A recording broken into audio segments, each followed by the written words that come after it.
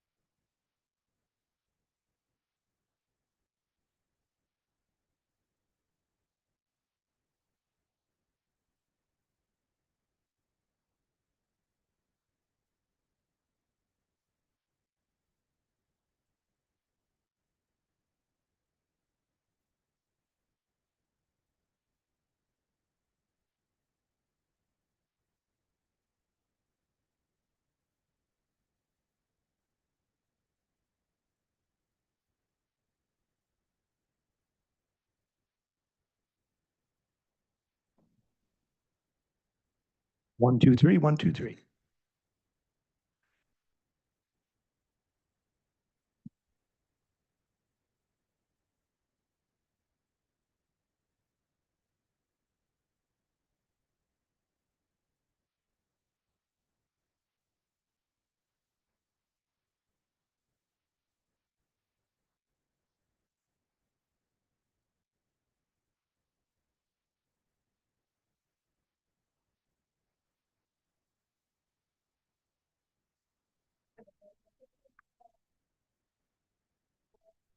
Let's try that again. Mic is on.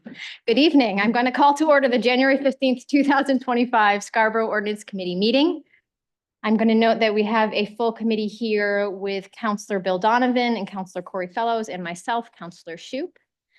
And so first we will take public comment in regards to anything that is on our agenda tonight. I do not see anyone in the public here or online.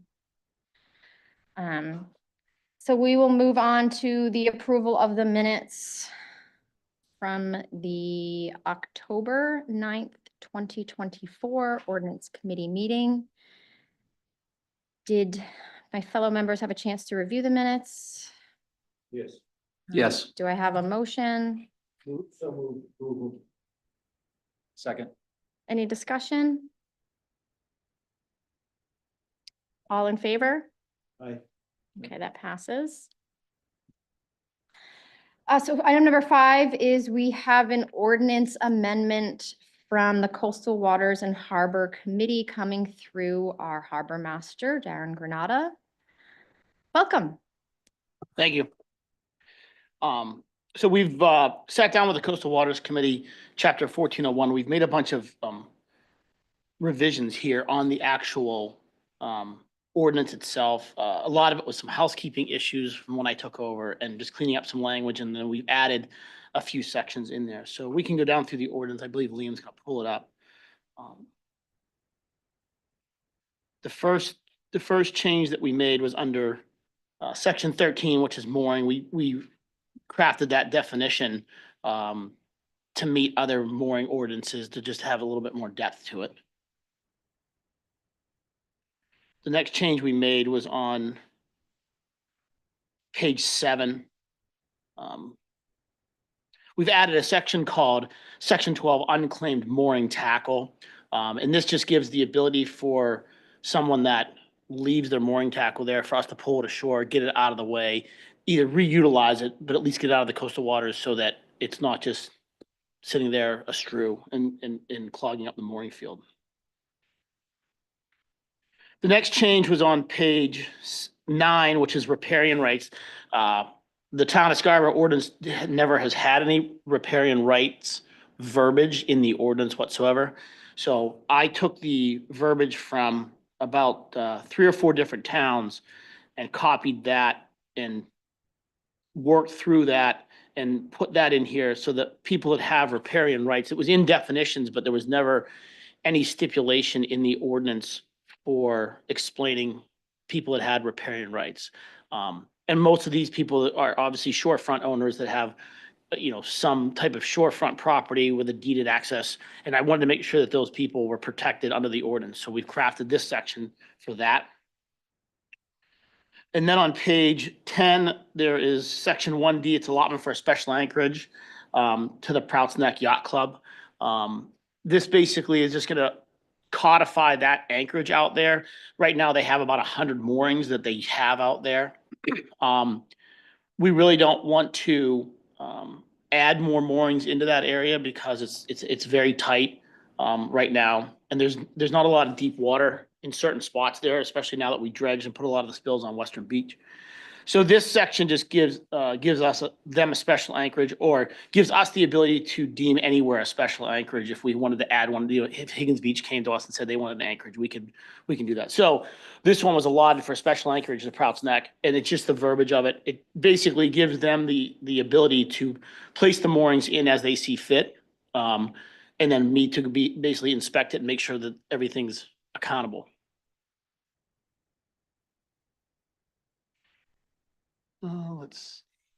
The next section, section 3, we changed some just put some words in, reference to storing stuff on the pier, baits, barrels, traps, made some corrections of that nature.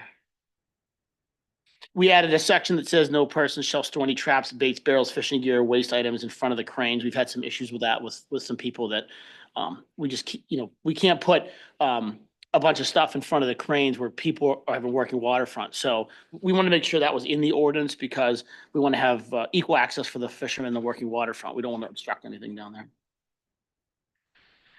And then we added, ironically enough, there was never a violation section in here. So we added a violation section for peer use, basically stating that we can suspend or revoke a person's peer use privileges. And if for some reason, we needed to do that, there's an appeal process as well. So if it was revoked, it goes to the town manager through appeal process. So it's not just giving the harbor master full authority to just revoke somebody's peer use. And then on page 16, under enforcement, we basically put a violation. There was never a violation of the ordinance. So the ordinance was here, but you could violate it, but there was no ramifications. So we added first, second, third violations as such into the ordinance itself. And that completes 1401's edits that went to coastal waters and were passed by them. Hey, Darren, can you please also discuss the wait list fee? It was in the blue section. I can. Liam, can you just pull that up? I don't have it on this one. Right there. Yeah. So, Kristen, we added this after we talked to coastal waters, but this is the wait list fee. Last year we instituted a wait list fee of $35 for people that go onto the wait list because we're spending staff is spending a lot of time maintaining this wait list. And I will call the people and the clerk's office will call people. They don't respond back. So we basically said, if you don't pay your fee and keep your information up to date, then you're going to come off the list because we have too many people waiting for moorings. I mean, at this point right now, I think we had about 60 some people, and I've issued out about 32 moorings in the last, over the summer. And there's still about 30 people on there. So 6 or 7 of them had passed for this coming year. And if they pass again, then they go to the bottom of the list. So it's it's in high demand, so we're trying to make sure that we do the best we can to serve the public. So we've added this section is basically, they have to be collected by April 1st, same time that, all our moorings are due, because, the clerk's office, our goal is basically between March 1st and April 1st to have all the moorings paid for and allocated so that we know by end of April, beginning of May, if people are not going to renew that mooring, then we can reallocate that. And if we're going to take people off the waiting list, I need to be able to know that they've paid their fee and we can get them into the water because they have to have their vessel on the water by July 1st. So we try to make sure we give ourselves enough time. Somebody just inadvertently forgets. We have had that happen and the clerk's office keeps track of that. And most of the time, what we're doing, if people inadvertently forget, usually by the end of March, this year is going to be a little bit different because I had taken over. This year, Kristen and I will be in very close contact. And if anybody hasn't paid their waitlist fee or they have not paid their mooring fee by, the last week of March, I will physically, I'm going to go to, call them, email them, I'll go to their house and we'll figure that out. Yeah. We want to make sure we don't want to we're not going to pull the plug April 1st and say, hey, you If paid. you're letting somebody pay, Right, and they're hard to reach and they're golfing in Mar-a-Lago. right. And we've had a few people that were in Florida till April 15th and they've communicated with us like, hey, we'll get it as soon as we get back. And we're good with that. We just want to make sure that we don't want to just pull the carpet out from under them at, April 2nd. So. Do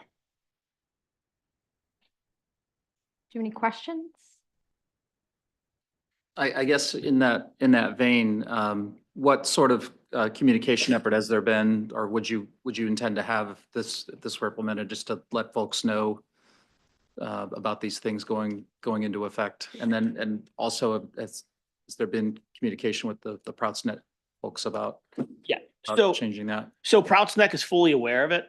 We've talked to the general manager down there, the yacht club manager, and all the staff. I've met with all of them. I've even met with their attorney. So they are completely content with it. They've actually asked for it. As far as all these other provisions, the goal is there's going to be an educational phase of some of this through the clerk's office, but also we have all the email lists, all the emails of everybody who has a mooring and on the waiting list. So all these changes will get emailed out to them. So they're aware. Just more so the wait list issue is the biggest issue. And the town, we're in the process right now.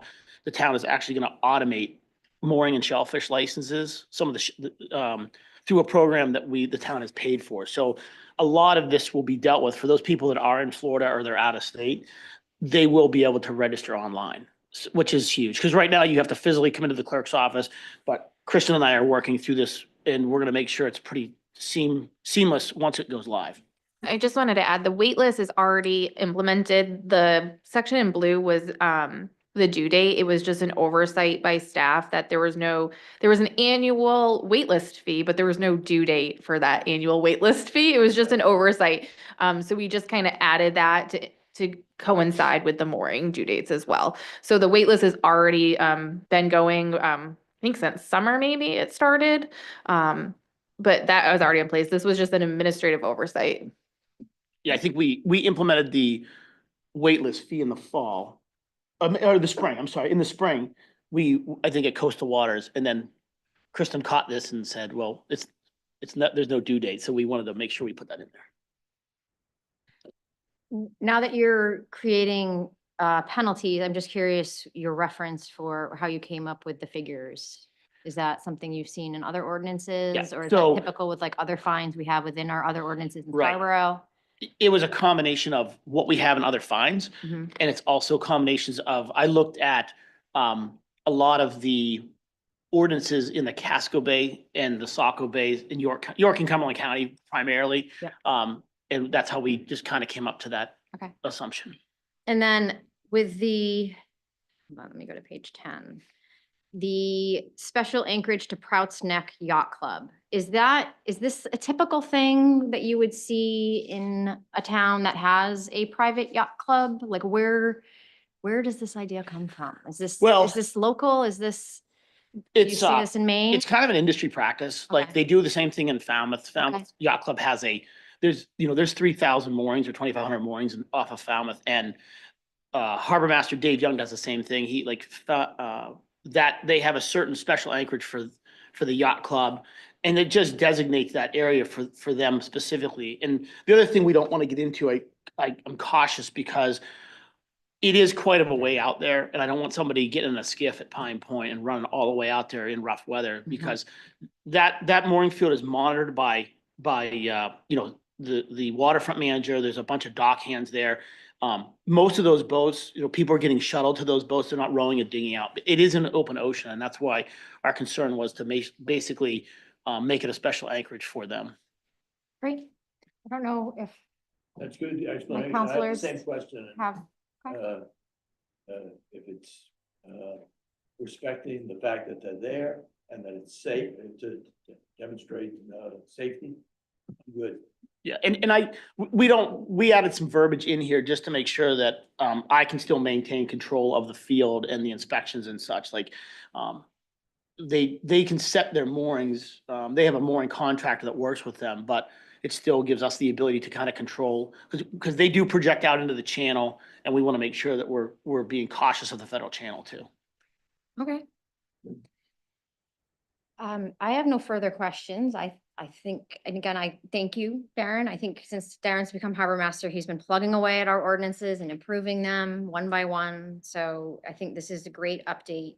So I think I'm comfortable with moving this forward. So do I have a motion to, how do we do this in ordinance, to move this to council?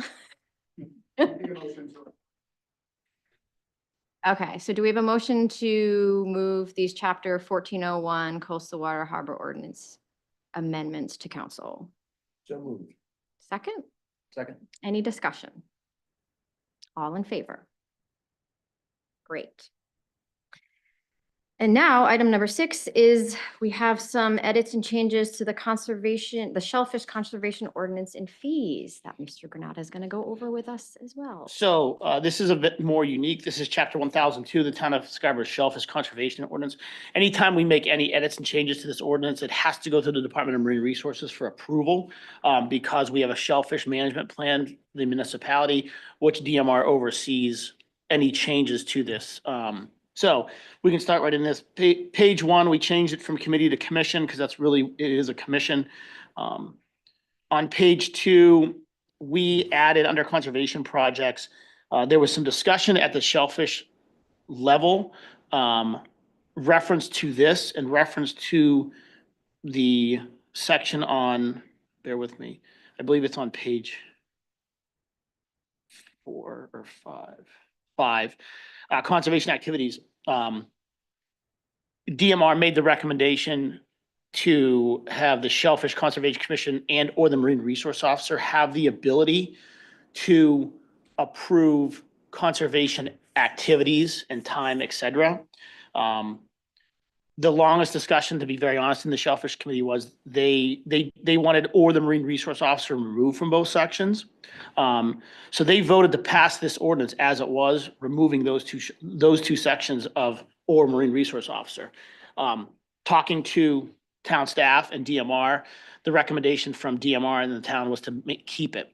And the reason being is because shellfish harvesters in the town of Scarborough are required to exercise 12 hours of conservation time every single year. Those are done by a few separate activities. They can green crab trap, they can conduct shellfish flat surveys, but most of that is most of it. This would give the ability to us, this past year, I'm in the process of purchasing crab traps every year because the green crab is so evasive to the shellfish industry. And the reason DMR and myself, and we talked about this, was because people will come and say, hey, I'm going back to college. Some of the students that have conservation, I'm going back to college the second week of August, third week of August. I need 4 more hours. And it gives me the ability to say to them, okay, here, take this rope and cut it into 30-foot lengths, or here, take this trap and build a bridle on it and I'll give you 2 hours, or here, take these shellfish survey boxes and I want you to screw stainless steel rulers to them. So it gives me the ability to give some of these people the conservation time. Case in point, you have to have your conservation time at the end of the year. If somebody came to me on December 2nd and said, hey, I broke my hip, I didn't get my conservation time, how can I do it? It gives the ability for me, there's twofold. I can call the committee and say, hey, I want to approve this, will you approve it? Which is a provision in the ordinance already. But it also gives me that 11th hour to basically approve that activity. And then what I think we'll do is any activity beyond survey time or crab trapping, I'm gonna document that, and that will go to the Shellfish Commission at the end of every year to say, people did their conservation time and they completed survey, and we had these 5 individuals that did these activities, just so that we're being very transparent with what type of activity. We're not having them change tires at Public Works on my truck or something like that, so. So that was left in there. Everything else in the ordinance was just small verbiage items. We changed, the big issue was on page 8, we changed to on the following Monday because the Shellfish Lottery was on a Friday and Town Hall is closed on a Monday. So that's what drove this whole ordinance change to begin with. We had to change it to Monday. So that was, once we made one change, then we just refined a lot of stuff and went through it with the committee and myself.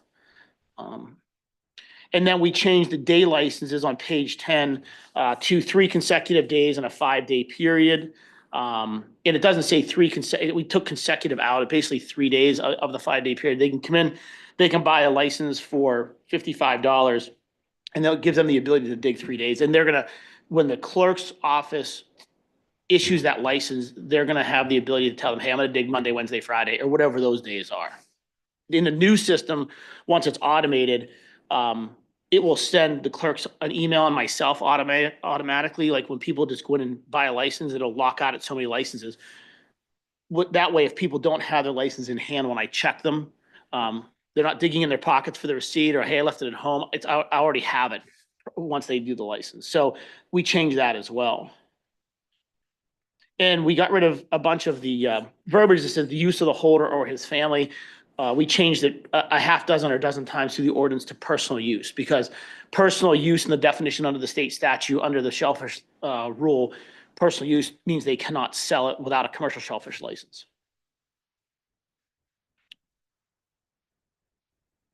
And I think that's pretty much it. It was just most of that, it was driven by mostly that day change and that 3 days and 5 consecutive, getting her consecutive. Do we have any questions on this one? No?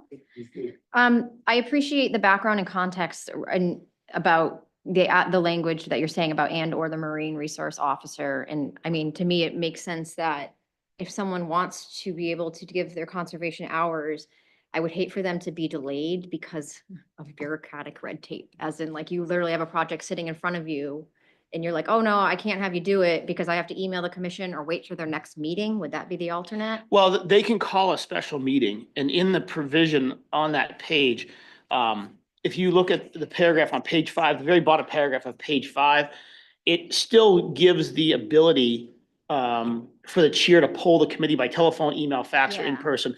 So if there is something some big conservation project that, somebody comes to us and says, hey, we'd like to do this, and that's gonna go to the committee. This or the Marine Resource Officer is more for an emergency action. And just so that we maintain that those 30 commercial diggers and the student diggers, if for some reason they get into a point where they forget 2 extra hours, we can accommodate that so they don't lose their license. That seems reasonable. Yeah. So at this point, I would take a motion to move this shellfish conservation ordinance amendments and adjustments to council. So moved. Second? Any discussion? All in favor? Great. Yes, thank you so much. Thank you.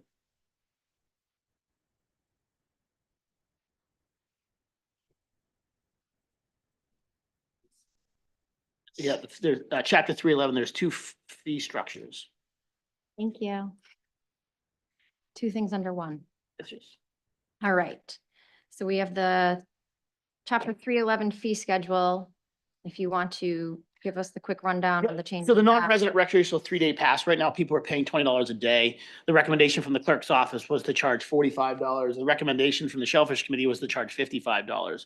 Basically, what they're trying to do is they're just trying to give people the incentive. If you're gonna pay for 3 days, we'll give you a bit of a break. The Shellfish Committee didn't like $45. They wanted $55 is what they voted on. Town staff suggested 45. So that's where that landed. The second fee was mooring fees for the outside federal anchorage, a special anchorage is $150. This fee, this is an oversight on my part from a year or so ago when I rewrote the fee structure on the Coastal Waters Committee. We were charging everybody, recreational mooring was $300 irregardless. And after I looked into it a little bit, there are people up in the Clay Pits area on the Scarborough River, at the end of Old Neck Road, that they're really not using the boat ramp, they're not using the skiff tie-up, they're not using the parking lot.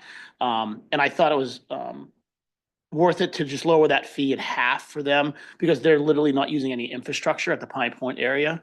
The infrastructure they're using is either private owned land or the Clay Pits boat ramp, which is maintained by the state. So we made a suggestion that moorings that are outside the federal anchorage and not in a special anchorage like Prouts Neck, these are more of the riparian right owners that have access. We're gonna cut them a little bit of slack because they're not using the infrastructure at Pine Point. So that fee was suggested to be $150. And then the final special anchorage fee was $3,000, and that's basically the $3,000 that Prouts Neck will pay annually to the town for us to administer. And that cost is basically covering me inspecting all their moorings, me making sure that all their moorings are in proper location, all the administrative time that the clerk staff has. They have 100 moorings down there, and it's a lot on the clerk staff.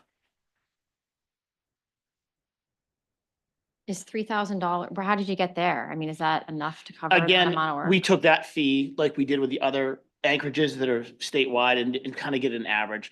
A lot of these are, a lot of those, how do I say it? A lot of those numbers, I'm not sure how they get to the bigger numbers I've seen.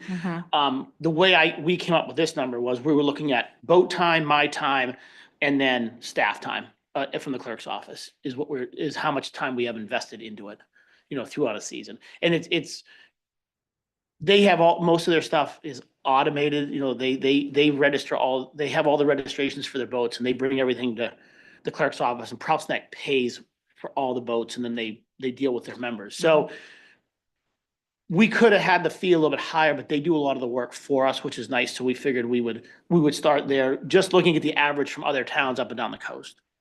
Okay. Any questions? No, For none. Darren? So, Was there a reason that your committee was sticking at the 55 as opposed to the 45? I think the Shellfish Committee, from what I gathered was, town staff suggested 45 from the 60, and they said, well, all these people are coming in and they're coming from out of state, so they could pay the 55. So they wanted 55. The town said 45. We said, well, we'll put it into the Ordinance Committee and the town council and let them decide what the best option is. I can add to that a little, just of what we see in the clerk's office. When it was changed to have 3 consecutive days, there was struggle with individuals coming from out of town who couldn't get here by the time we closed or something on a Friday, or they wanted the days they wanted. It didn't work with that. And then the price was $20 per day, which ends up being a hefty amount. The feedback we got from residents, or non-residents, I guess, there was a lot of pushback last season saying, okay, I can have 3 days now, but you're looking at how much money here. And we were saying, this is a topic of conversation. We may be looking at, changing these fee structures. And we were just kind of getting feedback from some people, which is where we got the 45 from, for the clerk staff. Okay. I appreciate all those recommendations. We don't have any further discussion or questions? I'll seek a motion to move forward the fee adjustments in chapter 311. second, All in favor? Okay, makes sense. great. Thank you so much.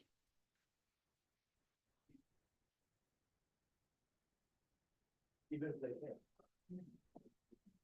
Okay, so item number 7 we have is a consider of a recommendation from the Long Range Planning Committee for the proposed amendments to the zoning ordinance.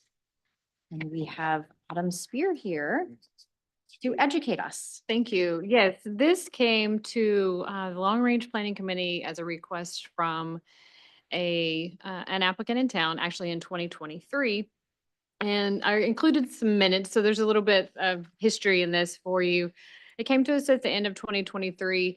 The conversation, there's a landscape contractor business. It's a non-conforming use. It's allowed as a special exception. But this particular applicant wants to do agricultural housing in the same manner for his employees that are seasonal. And so the discussion went around, well, what I'm really doing is very similar to an agricultural farm use. Can it be treated the same manner? So when we talked about it the first time in Long Range Planning Committee, they acknowledged that it was, a worthy discussion, but we didn't really have time to deal with it at that time. So the applicant came back later last fall. We had the discussion again. We looked at several different ideas, but what is before you tonight is a draft proposal that actually creates a separate use. It's a landscape contractor use.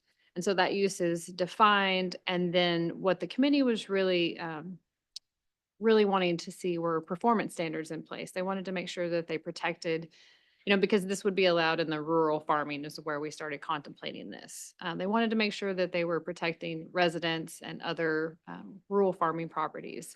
And so the draft is written in that manner. Let me share my screen.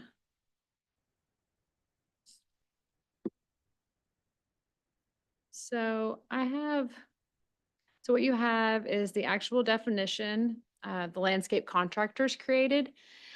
And in your packet, I included the thing about our ordinance. We have a use that allows contractors, offices, shops, but it's not defined. So it would include a landscape contractor. And right now in town, you could do a landscape contractor business under that overarching use in light industrial and industrial district, but in no other districts.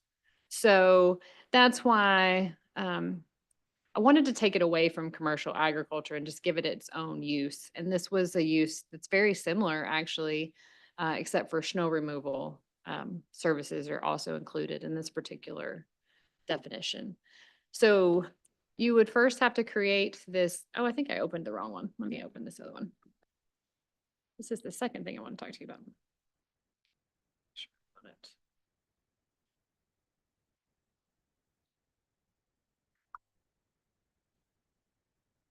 Give me 1 second. So the second thing that you would have to do is then, after you define the use, allow it to be used in the RF district. And then the other part is to create the performance standards. So the draft that you saw, the red, yeah, this is the correct one. So again, it's the landscape contractor use, and then it's proposed to be added to the rural farming district. And what we landed on in the committee after several meetings and discussion points was that landscape contractor use could be a special exception in the RF, and special exceptions have another process that they would have to go through the Zoning Board of Appeals. And that process includes making sure that they would not have negative impacts on their neighbors. So basically, there's a definition created for landscape contractor, and then we've added it to the rural farming district that it's an allowed use with a special exception. We've also updated this employee housing section that you could do employee housing with a special exception for landscape contractors. And then finally, we've created the performance standards. And these are the standards that the group spent the most time on. So there's a minimum lot area. So you couldn't just do this anywhere in rural farming. If you remember from last week, 50% of the town is almost zoned rural farming. So the lot area came into play. We also kept this component about the height and the buffering requirements in place. And then they were really concerned about how many vehicles you would have on site. This comes up often with businesses like this, trailers and just the ins and outs.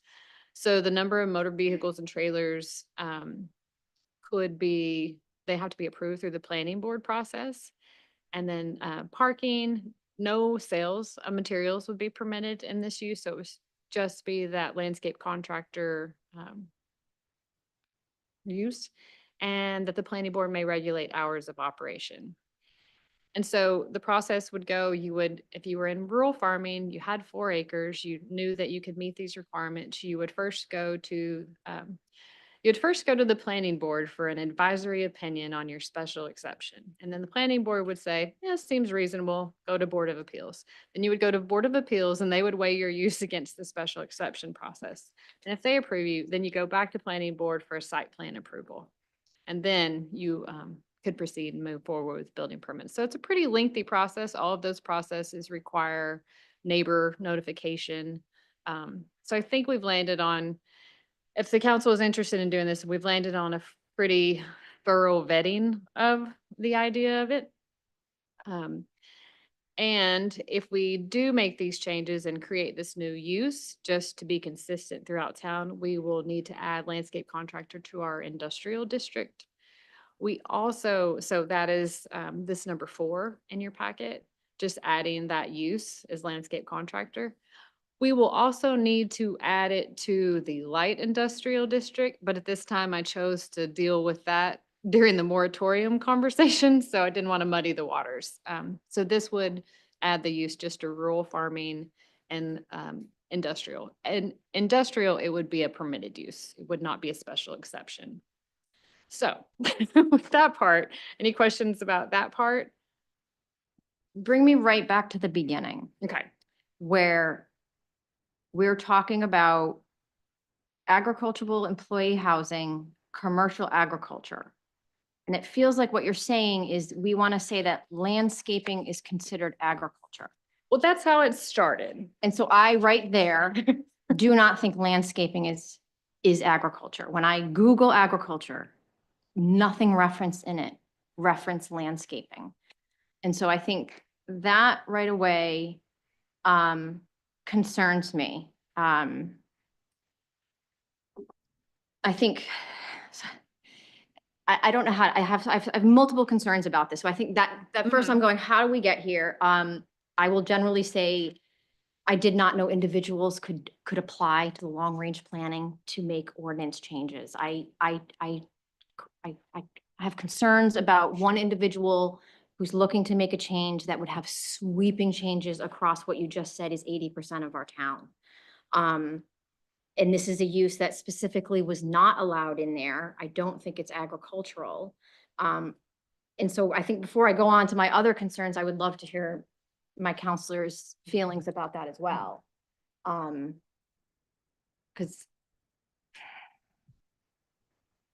I can go on.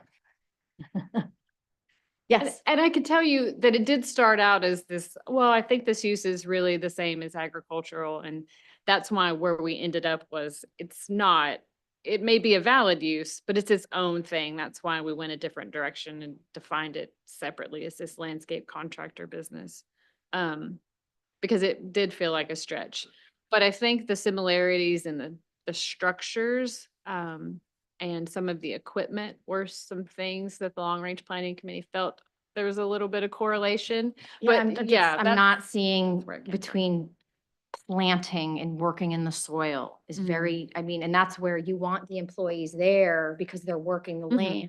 And so this, to me, is a completely different use. You know, I don't know how ordinance committee meetings are run. I did invite a long range planning member to come and he is here. Actually, I'm also the chair of the zoning board. Okay, and so if my committee is willing to be a little lax, Yeah. I would appreciate Let Peter if come up. Peter would want to give a comment. I did ask him to Sure. I just, And I think it might be helpful on Peter Freilinger, by the way, 8 Jasper Street. And I am a member of the Long Range Planning Committee, but I'm also the chairman of the zoning board and was chair for the zoning board meeting where in late 2023, this first came up. In that meeting, it was a simple special exception approval. Landscape contracting is allowable in the RF district currently, so no changes would need to be made for that currently. And we were asked to opine on that, and we were unaware at the time, and the applicant had not made it clear that there was a request for employee housing. But on the surface of the application met all of the performance standards under the RF district special exception permission for landscape contracting. They came back to the Long Range Planning Committee, I think at the recommendation of town staff, when it became apparent that they did not have the authority to locate employee housing on site, even though they had obtained the special exception approval for the business itself. So that might be helpful just to give you a picture of the pathway that it went from zoning board, where it was in our power to approve a special exception approval, which we did. And it should be noted that our discussion around that was on the basis of the applicant's description of what was taking place on site, which is storage of large piles of loam, of fertilizer, and immature or on the way to being planted landscape plants and things like that. So you can think of one of the O'Donnell's farm, where you see rows and rows of trees and things like that. And it was on that basis again that those facts as presented that we approved the special exception use. So I wanted to put that one forward there. We felt that was likely within the scope or the intention of keeping certain types of growing businesses, and I say growing plant type businesses, in the rural farming district. And we received nothing but support from the surrounding neighbors there, who saw this. The property itself had been used for multifamily housing and a number of other things.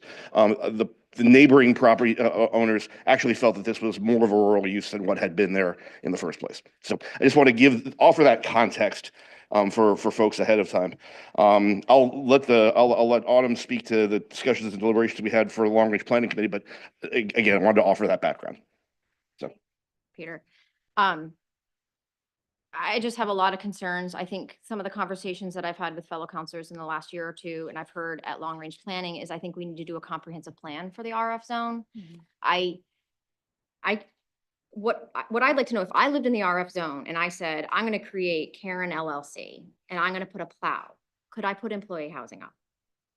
I think there's a lot of gray area here. And I think when we have residents who are worried about growth and we have a crisis with the schools and things like that, we're opening up 80% of our town to I understand it's a lengthy process, but as we just heard, if you meet all the marks, which every time someone comes before us, they do, they're gonna get what they want. So I would love to hear my counselors' ideas. I'm all for more housing. I don't think we should be poking away at the RF zone like this. I think we should reevaluate the whole RF zone as a whole and think about the future that we want for the RF zone. Large scale, not because one applicant wants to do something in the zone that he wants. Special exceptions don't come easy. It's a high standard to get the ZBA to grant special exceptions. So, and I thought the standards here were, thank you, were good, the performance standards. So, and I can see how it's a use that you go, well, is it agricultural? Is it something else? You know, and, but it's pretty narrow, and the standards that you have in there, the performance standards, would avoid the kind of adverse impact to the area in which it's situated. So I can see how you were working to try and make it work, and that's okay. That's sort of where I balance the interests of what was going on here. Yeah, I have my own thoughts on this, but before, I don't know, Karen, if you're question to Autumn was rhetorical, if you really wanted an answer to your hypothetical about your LLC. No, And, Oh. okay, so maybe we can start by letting Autumn answer that question. So you do have to prove up that you are doing, because agricultural housing, it's a special exception, but it doesn't have to go through the site plan process. So you do have to sort of pass the test, if you will, that it's a valid commercial agriculture use. But to your point, there are a lot of gray areas. And through these conversations, it's been really good for the committee because we've had a lot of discussions about what RF is. And all RF is not the same. And I'm the one that brought up that whole, like, we really need an RF mini comp plan because we have so much of it. This is not an ordinance that this is an ordinance that is very narrow. It seems to meet a request, but it's not something, that I think I would die on the hill for, if I can just be frank. We really do need to look at the rural farming district. But to your other question, we do have applicants that come into our office and sometimes they have great ideas and sometimes their ideas may not be great, but there is no way for them to do what they want. And so I will ask people to write a letter to me that I can take to Long Range Planning Committee. I do use that group to review ordinances and requests. That's part of their charge.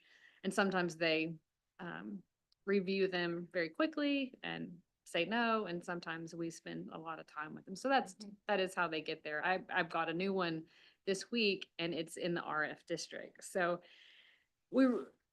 if this doesn't move forward, we really do need to spend some more time with the district. And I think Peter can probably echo those from all the comments that we've had and discussions.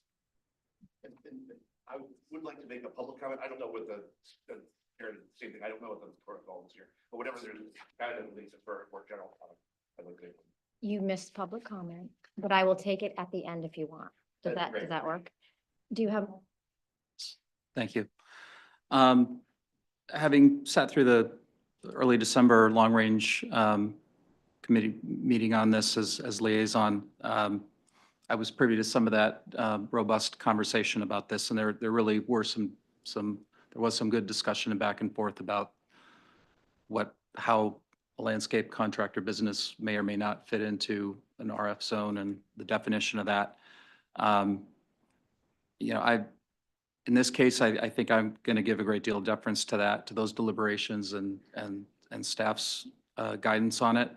Some of the discussion, which, sort of mirrors how I feel about it and how I interpret it, is that I think in terms of, sensible impacts and the actual uses, I think there are a lot of similarities between a landscape contracting business and agriculture, whether one finds that in a definition or not. I mean, you're growing things, you have vehicles. I think sometimes there's a tendency, understandably, when we talk about RF, there's people really focus on the R part of it and not so much the F part. And farming entails, it's not old McDonald's farm necessarily. There are vehicles and there are materials being stored, and there are trucks and so forth, and heavy machinery. And so I think as long as we have good performance standards and regulations around the storage of materials and hours of operation and noise and things like that, I think I'm generally comfortable. I also am, as I often am in these sorts of cases, I have the reassurance of knowing that this is, as was noted, it would be a pretty lengthy process, and it's a special exception. It's being done by exception. I think there's, again, understandably, sometimes a tendency to sort of get into these sort of slippery slope conversations. And then in terms of the potential housing impact, I think we're really talking, I don't see this really moving the needle realistically. But when in doubt, I personally would tend to want to err on the side of providing a little more opportunity around the edges there where it makes sense. And again, where there's been an appropriate process, which includes public input. And, you know, the other thing I would just mention as sort of an editorial comment is that more housing does not necessarily equal more kids in the schools. And we have a lot of data that backs that up. And even if, you know, if there are more kids, so be it. Let's make sure they get educated. So, I think with that, I'd leave it at that. Can I get a clarification? What would be characteristic of the kinds of housing and occupants we're talking? These are people who are working at the facility, Correct. Yes, they would not be year round. I forget the specific. Seasonal. It's the seasonal, and I think there's a specific limit. I want to say 8 months, but it could be a little bit different from that for the amount of time people are living in there. okay, that helps. So the housing is only seasonal. Correct. Agricultural housing is seasonal. And so the applicant understands, even though he's running a Mhm. full year business, he would Mhm. only be able to provide housing 8 months out of the year. Correct. And so who regulates that? Our office. Does. And so I think, you know, I was reading my trusty little Maine Town and City magazine, and one of the little things I came across was interesting, was that farms only require a median cost of 37 cents in services for every dollar of tax revenue collected, whereas residential properties consistently require more in municipal services than they generate in property taxes, a median cost of $1.16 per dollar collected. And so I feel like we're making huge substantial changes to a very large zone in this town. Well, maybe it will only impact a couple people. It could substantially, there are landscapers everywhere, Mhm. and there are so many. And I do feel like this would open up a whole Pandora's box. I personally do not think a landscaper, the definitions align for me. So I don't know how to proceed where. And maybe, if Autumn could answer the question, are we putting the RF zone at risk of some adverse impacts that this ordinance change would allow? And that's because that's the nature of the question, that all of a sudden is this sneaking up on us? And So you would be putting into place, a commercial, right now, commercial and retail uses, you can do a daycare, a medical or professional, you can't do that. So you really, the only thing you could do, you can do a kennel through special exception. You can do a veterinary and pet care facility, and then farming and then homes. So you would be putting a commercial use in a big, you know, typically residential district. So we've put some barriers on it, so it's just not opening the doors for that, but you are allowing to use, you know, if you have 4 acres and you can meet all these things and go through the process, that you might have more than one. We know we have some out there, right? That there are lots of things out in rural farming that we don't have the capacity or maybe the will to go find all of them. and oversee. Right. And so that's, you know, part of the question too, and that's part of that conversation we need to have with further defining what rural farming is, what that district looks like. There may be, when I look at it from a planning perspective, there may be areas of town that it's not rural farming in the way this is defined now, but maybe it does allow some uses and some other things in appropriate locations. But that's part of a much bigger conversation. Again, this came from one applicant, one person. Do they understand? Mhm. And that's, I feel like that puts a burden on you, because I know I will be driving by that property going, are they there every month? Because I feel like Sure. that is something that will be pushed. I don't even see this, if you're agriculture, I could appreciate the use, but this is a business that operates every day throughout the year.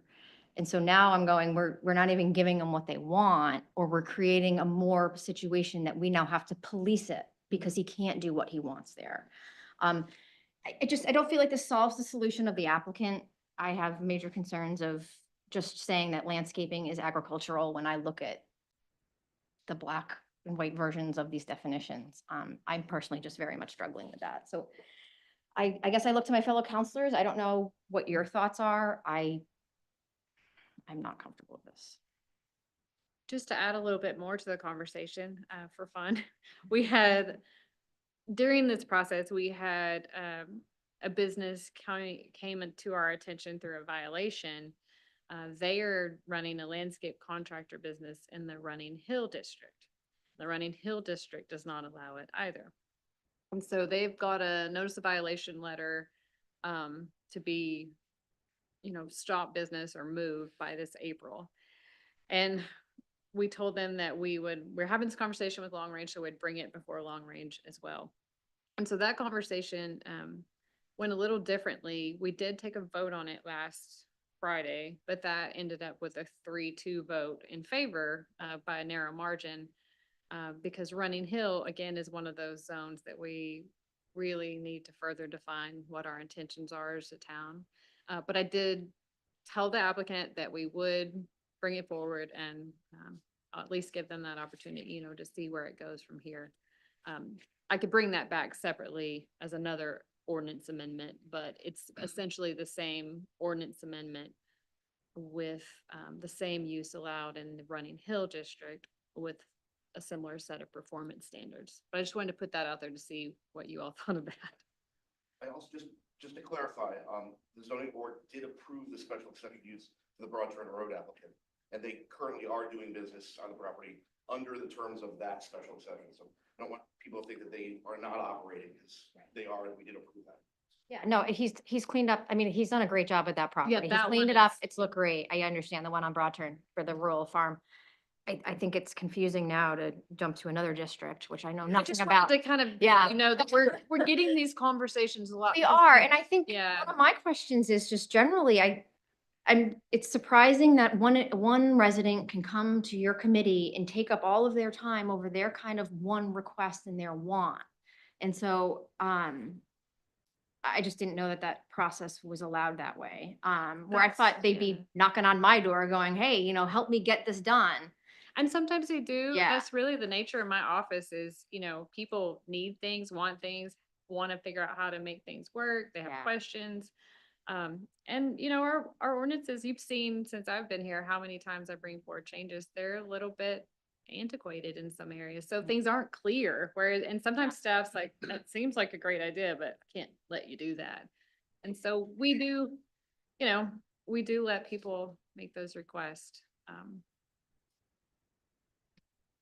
Yeah, I would just say for myself, I don't see anything necessarily inappropriate about that. I mean, we talk a lot about wanting to be responsive and folks want to be heard and want to have input. I think it's appropriate to be responsive to local businesses and other residents or residents. I trust that staff use their discretion and judgment in terms of whether it's worth spending their time on and if it may have broader implications and that could address broader issues, so be it. Thanks. Did the size of the lot on which this could take place, that performance standard, was that discussed as to why it ended up at 4 acres? Why it wasn't 8 acres or 10 acres? Obviously, the larger you get, the more restrictive it becomes, and therefore the less impact it has in the area.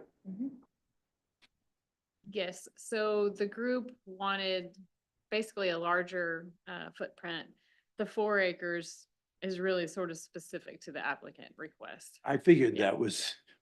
that's what he's got. Yeah. And I think that's what concerns me is we're creating a huge ordinance to one person where I'm going, is this actually in the best interest of the whole zone? And I don't think this actually is what he wants. I don't know anyone who wants to live for 8 months and then have to move for 4. And so I think, I don't feel like this solves the solution or this gives a solution to what the resident was looking for. And on top of that, I have concerns about jumping into the RF zone, and doing that. Well, I guess I have enough questions about whether it's being tailored to a single individual, whether it is gonna fit, and it looks like a lot of effort has been put in It has. to get to where we are with the proposal. And so I'm kind of torn on,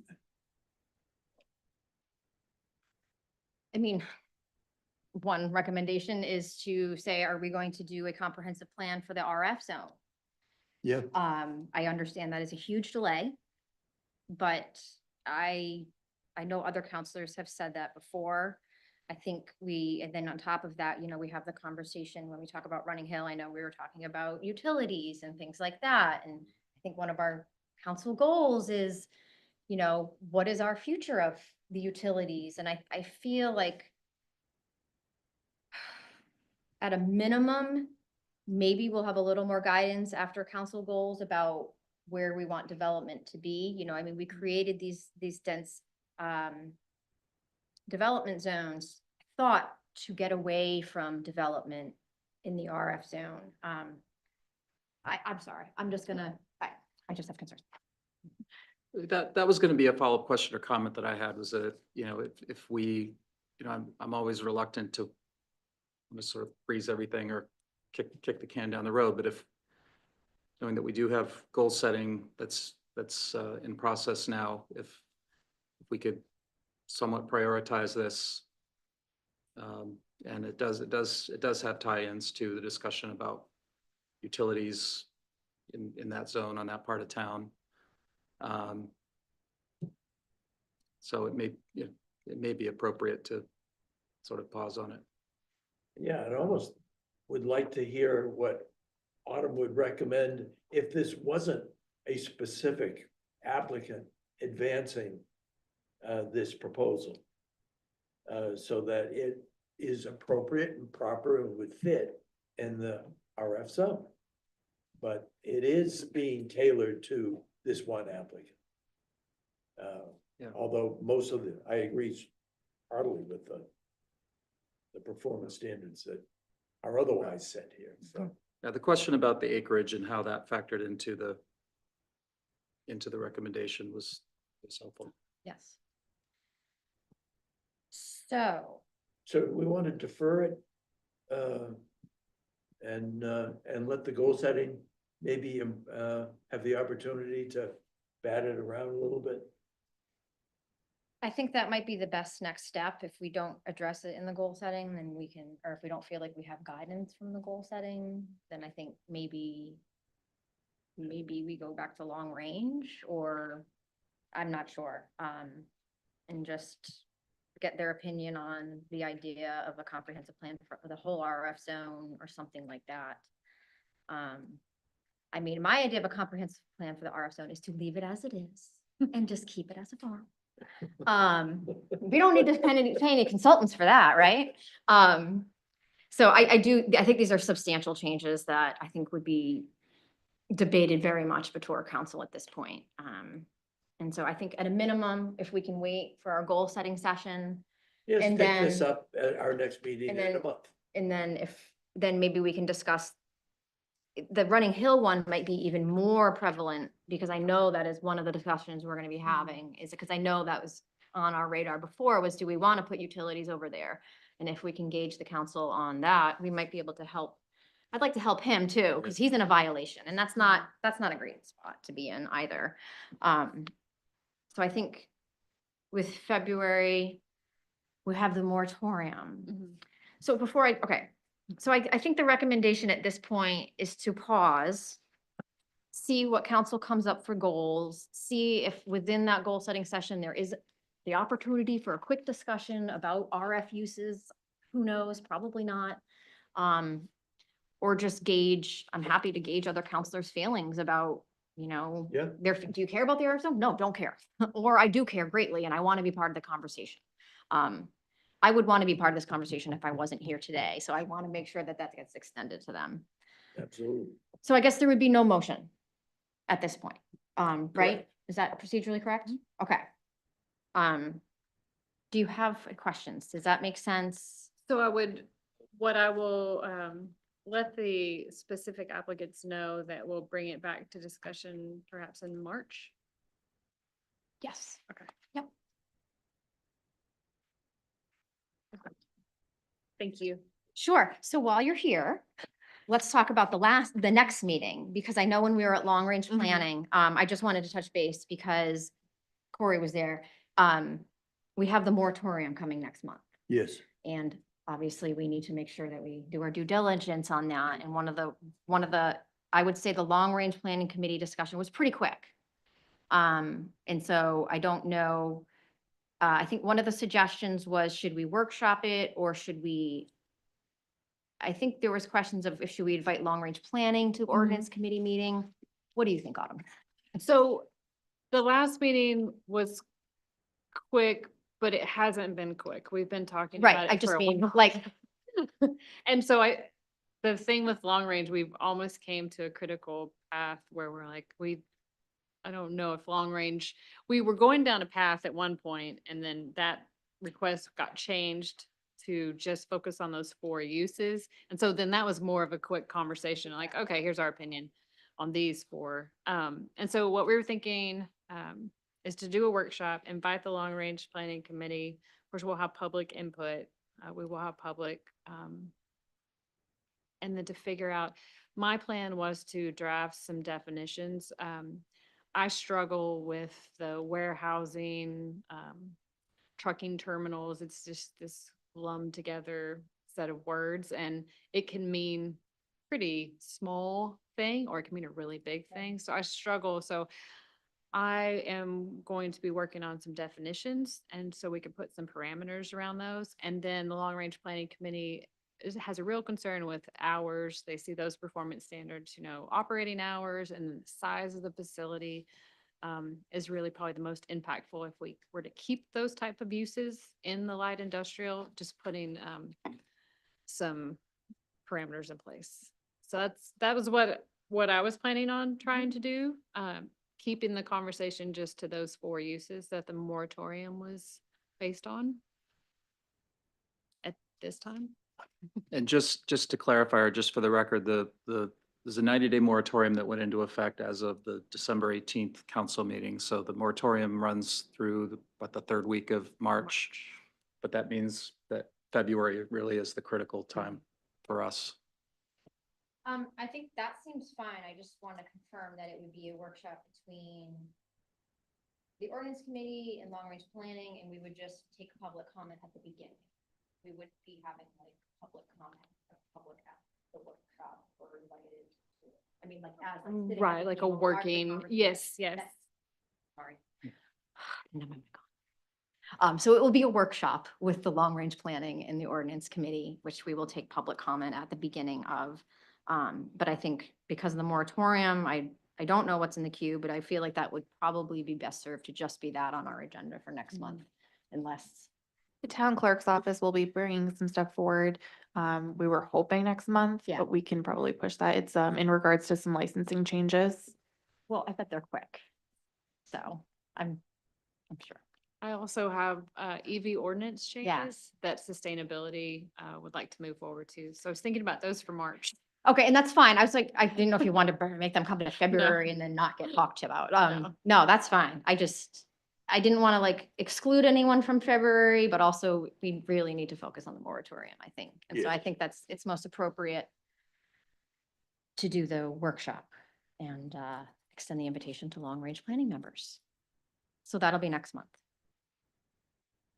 Just ask a clarification, just the Absolutely. disposition of item 7. Yes. The matter is formally in front of you. What I heard you say, are you simply carrying it over on your agenda for March as opposed to any formal disposition, tabling or otherwise? So I mean, we could vote it down now, or we could try to.